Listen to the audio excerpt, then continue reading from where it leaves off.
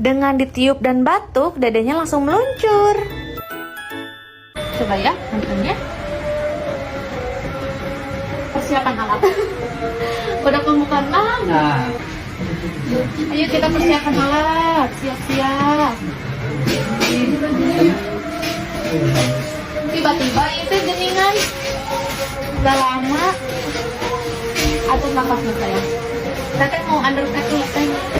Taresti tetehnya tegang, relax aja. Atur nafasnya supaya tetehnya relax, dadanya juga tenang.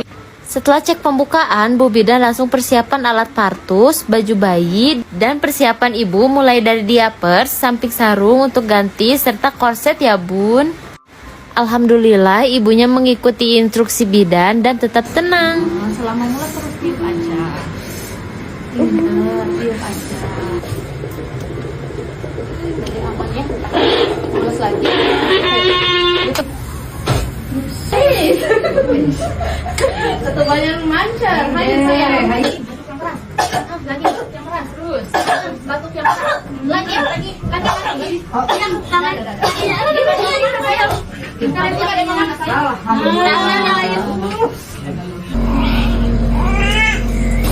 Ayah datang, boronyol, nungguin ayah. Ayah ini mah.